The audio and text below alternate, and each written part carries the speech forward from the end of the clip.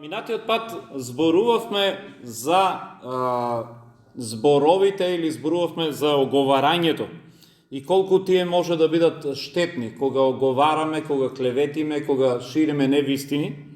И го цитиравме Јаков. И таму спомнавме дека една од причините или мотивите зошто го правиме тоа често пати е зависта.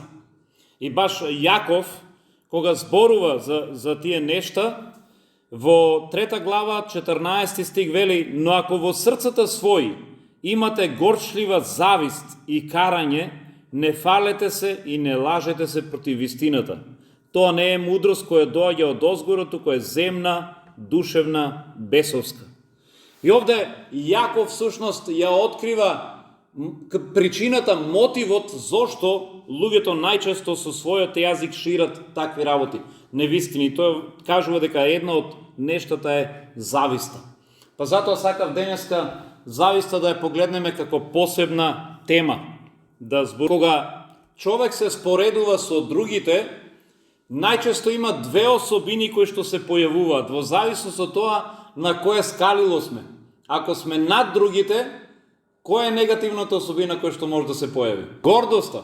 Знаеме да се возгордееме, да кажеме: види, јас кај сум, кои се па другите, јас кај сум издигнат. Но ако сме под другите, а гледаме кон оние што се над нас и што успеваат, тога се појавува ова другата особина – зависта. Зависта најчесто е присутна таму каде што е присутен успехот и славата.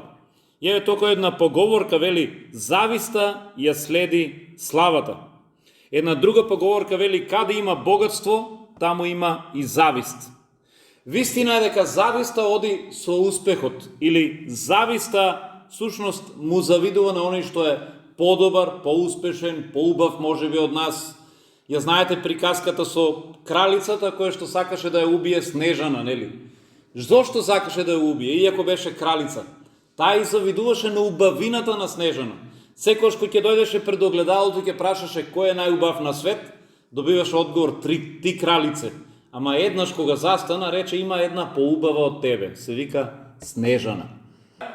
Кога тоа го разбра кралицата, таа толку и позавиде што сакаше дури да ја убие. Таа и завидуваше на убавината. Ние понекогаш завидуваме на успехот на другиот, можеби на богатството, на убавината, на позицијата, но во секој случај факт е дека никој не завидува на неуспехот. Никој не вели: овој човек колку е болен, сакам и јас да сум како него. Или овој колку е сиромав, сакам да сум како него. Никој не ни завидува кога сме во тешка позиција. Обично завидуваме кога некој успева. И да погледнеме што зависта кажува, или Библијата што кажува за зависта во тој контекст. Дали зависта е нешто добро? И што може да ни донесе зависта? Во Изреки 14 глава 30 стих вели: кроткото срце е живот за телото, а зависта е гнилеж за коските. Ова е метафорично кажано, но идејата е дека ако дозволиме зависта да остане во нас, таа одвнатре ќе не изеде. Таа е како рѓа која што го нагризува железото, и ако не отстраните навреме, колку да изгледа железото цврсто, еден ден ќе попушти, ќе падне. Затоа Библијата нарекува гнилеж за коските, таа одвнатре те јаде. Колку повеќе дозволуваш да расте во тебе, таа те уништува. Понатам во Изреки 27 глава вели: лут е гневот, нескротлива е јароста, но кој ќе издржи против зависта? И во овој контекст Библијата ни кажува дека зависта како негативна особина, како чувство, дури има поразорна моќ и од јароста и од гневот. Кога човек ќе се разгневи, ние велиме: не дај Боже да си у негова близина, нели? Знаат некои луѓе да имат многу лош темперамент, кој ќе се налути, не гледа кој удира, кај удира, со кој се тепа, нели? Прави многу лоши работи и прави голема штета. И ние велиме: ова е најлошата работа. Не дај Боже таков човек да има во твоја близина кој што не знае гневот да си го скротува. Ама Библијата ни кажува дека зависта е уште полоша. Затоа што зависта знае да прави планови за да му наштети на другиот. Знаете, оно што ќе се разгневи во афект, во моментот можеби ќе те удри ако си во близина, ќе повреди некого, не дека тоа е добро, но зависта кова, таа прави планови за да може трајно да те уништи. Таа гледа во корен да го уништи оној кој што напредува. Затоа е уште полоша. И ќе погледнеме некои понатаму примери во врска со тоа.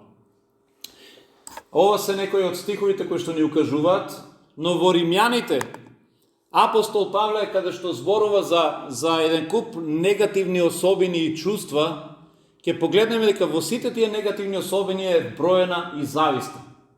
И погледнете за која категорија на луѓе зборува Павле. Во Римјаните вели, бидејќи тие одбија да го прифатат Бог во своите умови, тој ги препушти на нивните изопачени умови да прават непристојни работи. И продолжува и вели, се исполнија со секаков вид неправеност, лошотија, алчност, злоба, и тука помеѓу нив е зависта и завист. И продолжува убиства, раздор, измама, подмолност, озборувања, клеветат, го мразат Бога, дрски се, арогантни и така натаму. Овде имаме еден цел список на негативни работи. И ако анализираме, ќе се сложиме дека голем дел од овие работи може да бидат мотивирани од зависта. Зависта може да биде двигателната сила, моторот на сите понатамошни негативни чувства. Убиствата може да бидат предизвикани од завист. Раздорот, измамата, подмолноста, озборувањата. Рековме дека Јаков кога зборуваше за озборувањето, тој кажа дека нашата срца ако се полни нашите срца со завист, тогаш од таму доаѓа и оговарањето. Клеветењето. Сите овие работи може да бидат потикнати од завист. Затоа не случајно таа е вброена овде во негативни особини. Сега, кога станува збор за зависта, го цитиравме Јаков веќе, но ќе видиме дека Библијата многу јасно ни кажува дека за нас христијаните не треба да има место за зависта во нашето срце. Еден од најубавите пасоси во Прво Коринтијаните е пасосот за љубовта, кој што е наречен Ода на љубовта. И за него читаме во Прво Коринтијаните 13 глава. Таму апостол Павле кажува што љубовта не е, и во сите тие описи тој кажува да имаш љубов значи да имаш голема страпливост и да бидеш љубезен, но вели да не си завидлив, да не се фалиш, да не се вообразуваш. Значи, ако си човек кој што кажува дека има љубов, може да кажеш јас сум таков човек, ги љубам луѓето. А воедно имаш завист, тогаш тоа не е љубов. Бидејќи Павле вели љубовта не завидува. И ќе видиме како би требало да се однесува човек кој што има љубов покасно, кога ќе се тестираме за зависта. Да, ќе имаме еден мал тест, ќе се провериме колку има завист во нас. Но во секој случај Павле вели љубовта не завидува. Ако си човек кој што тврдиш дека имаш љубов во срцето, тогаш зависта мора да искорениш. Исто во Прво Петрово, Петар многу јасно ни кажува: ослободете се од се што е злобно, немојте да лажете, да лицемерите, немојте да завидувате и да клеветите. Приметувате ли дека овде зависта со што е споена заедно? Со клеветата. Оние кои што завидуваат, еден од најчестите начини со кои што се обидуваат на други да му наштетат е со клевета. Кога јас ти завидувам на успехот, ако не можам физички да те нападнам, јас ќе гледам да те уништам со невистини. Ќе гледам да зборувам против тебе, макар и да не е точно, за да ја уништам твојата репутација. И до ден денеска, за жал, така се служат луѓето околу оние што напредуваат и успеваат. Сега, заклучивме дека зависта е негативно, мислам дека сите се служуваме со тоа. Заклучивме дека таа ни штети пред се на нас, бидејќи одвнатре не јаде, ако ја негуваме во себе. Библијата многу јасно ни кажува дека ние христијаните не треба да си имаме ништо со зависта. Треба да ја отстраниме од нас, вели Петар. Павле вели, ако имаш љубов, не треба да имаш завист. И многу јасно е дека како христијани не треба да ја негуваме. Но сепак и ние христијаните сме луѓе. И затоа се поставува прашањето: можно ли е понекогаш да има завист и во моето срце? Можно ли е да сум дозволил таа да си најде место и кај мене? Како да сум сигурен? Како да знам? Има некои основни обележија кои што се карактеристични за завист. Нешто што ја дефинираат зависта, и тие нешта ќе ни помогнат да препознаваме дали зависта ја има и кај мене и кај тебе.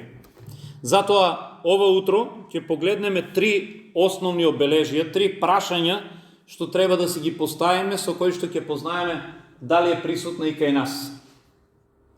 Првото прашање е: кои ти се чувствата кога другиот напредува? Или кога, еве да бидеме по-конкретни, кога братот и сестрата напредуваат? Кога оној што е покрај тебе напредува? Какви чувства се појавуваат кај тебе? Дали се радуваш заедно со него и со неа, или пак кај тебе се појавува некоја нелагодност? Си разбрал дека твојата пријателка, твојата сестра или твојот брат е ставен на повисока позиција?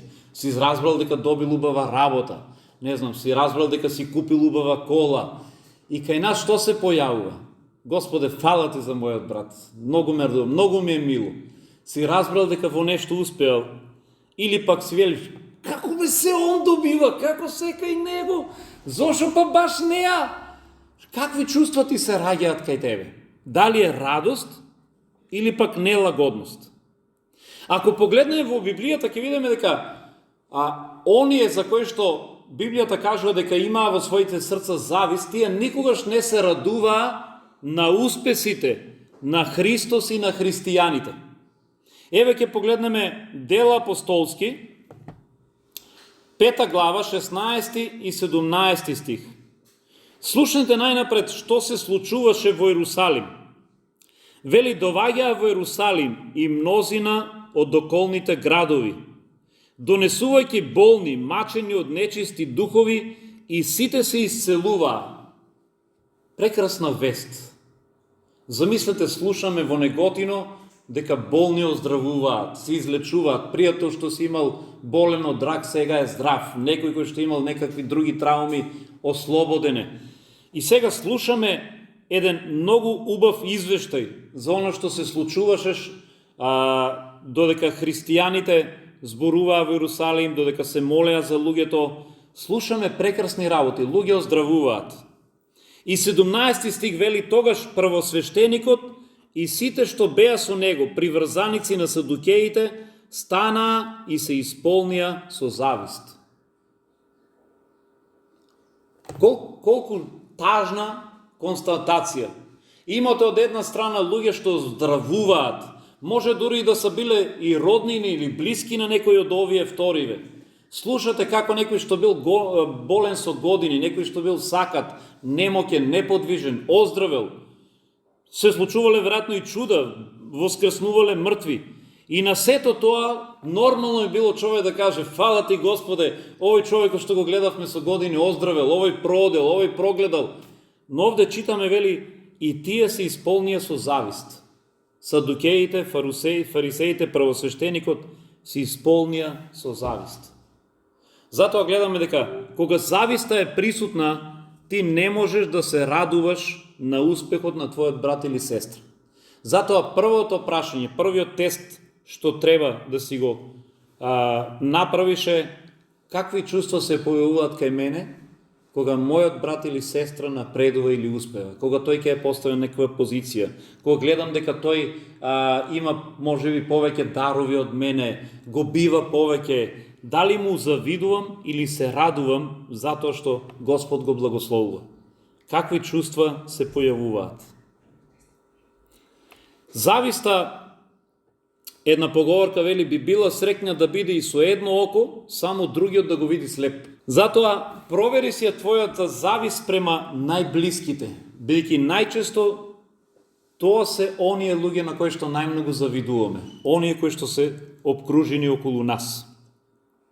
Ајде да го погледнеме второто прашање. Дали си спремен на братот или на сестрата не само да се радуваш, туку и да му помагаш во успехот? Дали си спремен да го подржиш кога тој успева? Да кажеш: многу ми е мило што во тоа нешто тој напредува, или таа, ако ти требам за нешто, тука сум, сакам да ти помогнам, сакам да уште повеќе одиш напред. Дали си спремен или велиш, нема шанси, јас да му помогнам, ако треба препка ќе му ставам, нема шанси. Го знаете оној вицот кога нели ги прашале, не знам, американец, германец, што ќе направиш ако ти дадеме цел камион со јаболки? Го прашале американецот, рекол, ќе делам на сиромаси, германецот рекол, ќе ги продадам по пониска цена. Македонецот го прашале, што ќе правиш? Вика, ќе ги изедам. Не можеш да ги изедеш, ќе се скапат. Па вика, ќе ги наапам. Ако не можам јас да ги имам, нема ни други да ги имат. Велат во секој виц има нешто и вистина. Зависта сака да го уништи напредокот, радоста и успехот на другиот. Зависта, рековме, не се радува, но таа не само што не се радува, таа сака да го спречи успехот. Читавме во Дела на апостолите, 15 глава, дека болни оздравуваат. Читавме понатаму во 16 стих, во 17 читаме дека првосвештеникот, фарисеите и седукеите се исполнија со завист. Но 18 стих слушните што кажува, вели, и ги кренаа рацете своји на апостолите и ги ставија во затвор. Би требало по секоја логика овие луѓе да бидат пофалени, да им дадат некаква награда, да кажат браво бе, вие помогнавте еден куп луѓе да оздрават во градот. Наместо тоа, замислете, вие сте се молеле, луѓе оздравеле во Неготино, 50 души се исцелиле, болни од неизлечива болест и ви доаѓа полиција на врата, а слушам ти оздравуваш луѓе, ај у затвор. Некако не оди тоа. Ама зависта го прави тоа нешто. Зависта наместо да ти помогне во успехот, таа го спречува. Затоа читаме дека вели ги ставија во затвор. На друго место читаме во Дела 13 глава 44 и 45 стих. Она што го правеше Павле даваше резултати и луѓето се обраќаа кон словото и станува верници. Но читаме во 45 стих вели, но јудејците кога видоа многу народ се исполнија со завист и ми противречува на се што зборуваше Павле и хулеа против него. Интересно, кога видоа успехот на Павле, кога го видоа успехот и луѓето кои што се придружуваат, вели се исполнија со завист и противречеа на Павле, намерно одеа против него, наместо да му помогнат и да се радуваат дека луѓе се спасуваат. Еднаш бевме на една конференција во Струга, таму зборуваше еден човек кој што беше американски пастор, но поминал некое време во затвор во Турција заради неговата вера. Името му беше Ендру. Сега, овој човек ни зборуваше како понекогаш да не дозволиме во нашето срце да се појави завист. И тој сподели дека тој едно време се борел самиот со тоа нешто. Вели, јав бев пастор на мала црква, а вели во близина на нашата црква, баш кога доаѓав на работа во црквата, морав да поминам покрај една друга црква, која што беше црква на наши браќа и сестри. И вели, јас се молев за нашата црква, но некако не напредуваше, постојано ист број на луѓе, истите луѓе, не се случува ништо. А како одам на работа покрај таа другата црква, гледам таму реки народ доаѓаат, се полни црквата. И кај мене, вели, се појави завист. Секогаш кога поминував во таму, кај мене се појавува чувства. Како? Зашо, Господе, него му даваш да напредува, не на мене? Зашо кај него да има луѓе, а не кај мене? И постојано, вели, јас завидував. Постојано ми беше немило, зошто таму има толку многу народ, а не кај мене. И знаете што Господ му рекол? Јас сакам да го благословуваш тој пастор. Тоа било уште потешката лекција. Нели, внатре еден глас би ни кажал, проколни го, нели? Ама Господ вели, сакам да го благословуваш тој човек, да го благословуваш тој пастор и таа црква. И вели на почеток, Ендру кажува, на почеток, вели, кога минував од таму, го благословував, ама онака, нели, зорле, со тешкотија во срцето да ми, Господе, ај благослови го, ако мора веќе. Ама не го правил тоа со радост, некако од примора, затоа што Божиот дух му го кажувал. Но вели, по известно време почнаа да ми се менуваат чувствата. И почнував да го благословувам со радост. Боже, ја благословувам ова црква, ме радува дека се спасуваат луѓе. Драго ми е што се повеќе идат. Направи да уште поголема биде црквата, нека расте. И вели, како јас ја благословував црквата и пасторот, во моето срце се исполнуваше се повеќе радост. Но вели, тоа почна да ја менува атмосферата и во нашата црква, и почна Господ да ја благословува и нашата црква.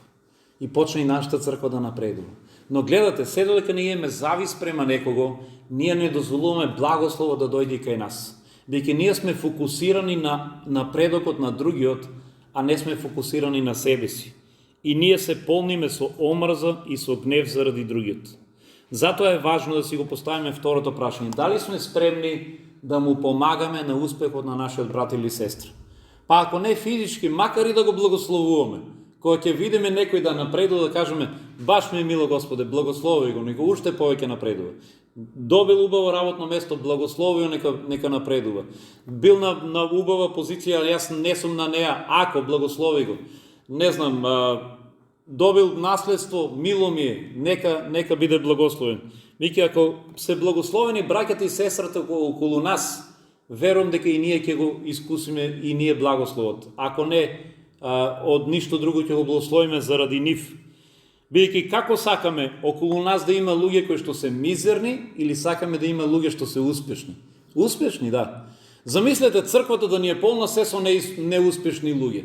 Црквата да ни е полна се со некои мизерни луѓе што во ништо не успеваат, се им одат работите на надоле. Па како и јас ќе бидам благословен? Но ако црквата, јас се молам за сите браќа и сестри што доаѓаат и велам, Господе, благословувај ги и напредуваат и успеваат во се, па верувам дека покрај нив и јас ќе бидам благословен.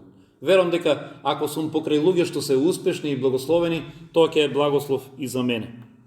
И третото прашање, дали сакаш да го имаш токму она што другиот го има? И тоа е тест за твојата завист. Бејќи ние понекогаш, кога ќе видиме нешто друг да има, да добива, дали тоа е позиција, убавина, пари, материјално, што и да е, некаков дар, талент, им викаме, леле Господе, колку сакам и јас да го имам тоа нешто, баш тоа сакам и јас да го имам. Тоа е завист. Кога посакуваме да го имаме она што другиот го има.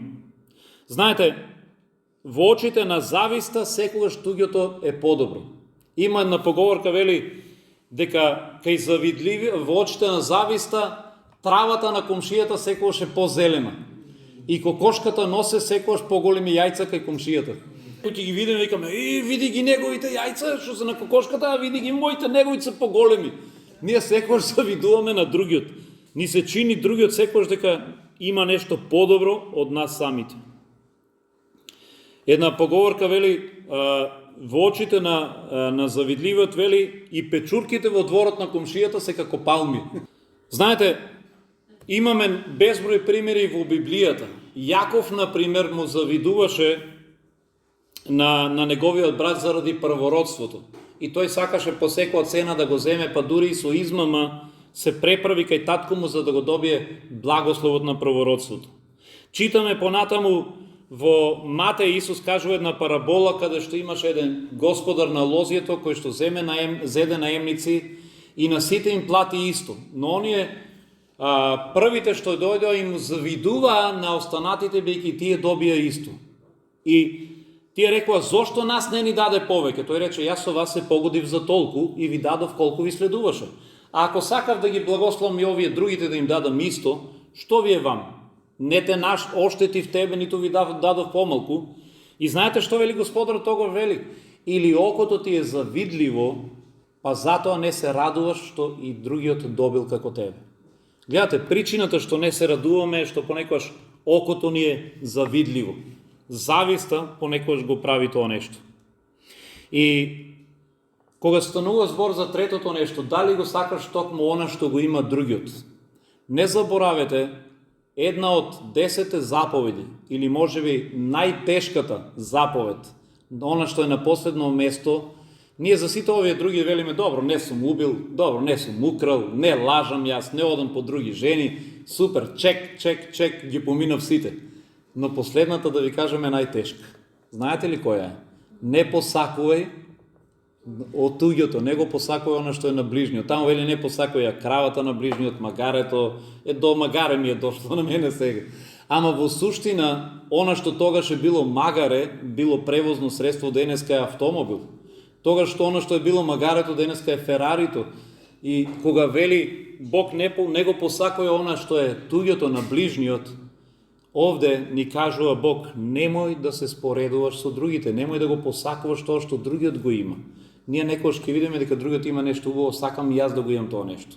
Сакам и јас да имам незината убавина, или позиција, или пари, или што и да е. Затоа третиот тест на зависта е дали сакаш да го имаш токму она што го има другиот.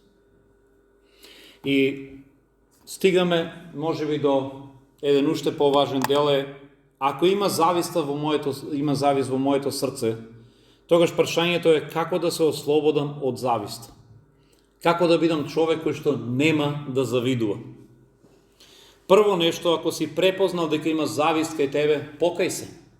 Покај се, кажи, Господе, открив дека завидувам на таа моја сестра или брат. Можеби не треба, ама ете, не ми е се едно. Открив дека не се радувам затоа што напредува таа личност, или открив дека сакам да го имам токму тоа што го има кај неа. Знам дека тоа е завист, те молам, ослободи ме од зависта во моето срце. Те молам, промени ме. Така да прво нешто што треба да направиме е да се покаеме. Покај се. Второ нешто што е важно, да научиме да бидеме задоволни со она што Бог ни го дава. Ако му веруваш доволно на Бог, тогаш не треба да си, како да кажам, разочаран затоа што другиот може би има повеќе. Затоа што Бог знае што тебе ти треба, Бог знае колку ти можеш да поднесеш, Бог знае во моментот што треба да ти даде и веруј му на Бог.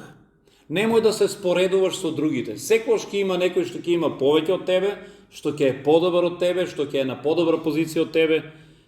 Никош не можеш да си ти најдобар од сите во се. Но знаете, една работа што Библијата нас не учи дека сите ние сме уникат. Бог секој нас не создал различно, со различни дарби, со различни способности. Но затоа пак Господ не создадал да се надополнуваме со тие различни дарби. И затоа кога го читаме во Библијата за црквата, Павле не случајно црквата е споредува со едно тело. И Павле кога не споредува со тело, тој вели, што би било ако во телото се би било око? Замислете, ако само око би било, ако нема рака. Што би било ако се би било само уво? Нели, може ли, треба ли увото да вели на окото, јас не сум корисно затоа што не сум око, или обртно? И ние гледаме дека секој дел од нашето тело е корисен. Никој од нас не би посакал наместо 2 раци да има 4 очи. Да кажеш, убаво е да имам 4 очи, не ми требат раци. Се ни треба. Факт е дека раците не гледаат, ама па раците можат да носат. Се окото не може да носи, ама гледа. Носот ни служи да мирисаме, увото да слушаме. Се ни е потребно. Затоа треба сме благодарни за секој еден дел од телото. Без разлика што не може да го прави тоа што другите делови го прават. Скоро гледав една серија, интересна, малку смешна. Во серијата беше представено семејство каде што има 3 деца и нивното помало синче беше некој генијалец. Абе за математика го бива, ќе му ја кажеш задачата, у моментот ти го кажува одговорот. Но едноставно си ги решава без проблем задачите, за се го бива, се знае. И таа керкичката, неговата сестричка, оди кај мајка и вели, мамо, вели, зошто Бог мене не ме создал како мојот брат? Зошто не ме создал како Шелдон, толку паметна, тука да се мачам со задачи? Не е фер. И мајката како да ја утеши, вели, абе керко, Господ на сите ви дал различни дарби. Еве, кај Шелдон тоа е дарбата, он е паметен. И она онака вели, добра, која е мојата дарба? И мајка и се мисли што да ја одговори, вели, па ти си многу убава. И она вика, па добро, може. Се задоволи со тоа нешто. Така да го прифати како дарба. Може, не ја бива да решава задача, ама барем е убава. И тоа е добро. Така да, Господ ни дал различни дарби. И знаете ја што открив во животот? Јас открив во животот дека понекогаш луѓето на кои што ние им завидуваме, ќе се изненадите, тие ви завидуваат вам. Да. Еднаш во една прилика јас и Даниела разговаравме за една црква во Македонија, викавме, нели, бе, гледај ова црква колку е благословена. Види и луѓето како се сплотени, и гледаме дека се некако верните се многу по-исполнети со вера, со радост. И некако гледавме таа црква како еден прекрасен пример за духовна црква. И на некаков начин можеби потајно завидувавме на таа црква. И седнавме еднаш со пасторот и со жената, ама без да им ги споделиме нашите мисли. И жената онака си се отворивме, си разговараме и жената вика: да знаеш, вика, многу ви завидувам на вашата црква, многу, вика, имате благословена црква. И ја и Таниела само се погледнавме и се смееме. Затоа што ние знаеме дека ние завидувавме на нив, а тие пак завидуваат на нашата црква. И гледате, зборот ми е дека ние секогаш го посакуваме оно што го немаме кај нас, а го гледаме кај другите. А па имате опреди па дека другите можеби го посакуваат тоа што тие го немаат, а го гледаат кај вас. Зборот ми е дека бидете заради тоа задоволни со оно што Бог ви го дал вам. Ви имате дарби кои што се уникатни, кои што другиот ги нема. Имате позиција, имате семејство кое што е уникатно. Многу од вас имате семејство што можеби другиот го нема, здравје. Затоа радувајте се на оно што Бог ви го дал и што го имате. Бидејќи ние кога се фокусираме на оно што го немаме и се фокусираме на работите што другите ги имат, ние ја губиме радост. Наместо да се радуваме на оно што ние го имаме. Имаше една слика, заборавив да ви ја покажам, на која што има еден човек нацртан со торта и има цела торта во себе си, не достига само едно парче. А по овој другиот до него има само едно парче торта и го гледаш среќен, се радува затоа што има парче торта. Овој што има целата торта и му не достига парче, гледа кон овој другиот и целиот онака со завист му го посакува парчето. Замислете колку е тоа тажно, да имате цела торта, а да завидувате на некој што има едно парче. Тоа ме потсетува на ситуацијата каде што цар Давид во една прилика тој имаше било која жена што може да ја посака, а тој ја посака жената на неговиот сосед. А тој имаше само една жена и на крајот реши да ја земе неговата. И токму тоа го прави зависта, кога не сме задоволни со оно што Бог ни го дал, ние сакаме да имаме нешто повеќе или нешто туѓо. Но еве, тоа се лекциите или начините како да ја победиме зависта. Најнапред покај се и барај од Господ помош да се промениш. Второ, биди задоволен со она што ти го имаш и не споредувај се со другите. Затоа што сите ние сме уникат. И Господ ќе не употреби, ќе не благослови во она што ние го имаме и во свое време Бог ќе ни даде и повеќе. Бидејќи другите може да имат повеќе, но знаете што? Па Библијата ни кажа, оној што има повеќе и повеќе ќе се бара од него. Понатаму, тие што имат повеќе треба повеќе и да се трудат и да работат. Тие што имат повеќе може и пак се подобри настојници. Но дури и да не се, Бог ќе се справи со секој еден во свое време. Затоа не завидувај му на оној што има, па дури ако сметаш дека можеби го стекнал по начин кој што не е исправен. Ти му биди верен на Бог, радувај се на оно што Бог ти го дал, благословувај ги другите, моли се за нив и пази го своето срце чисто. Амин. Можеме да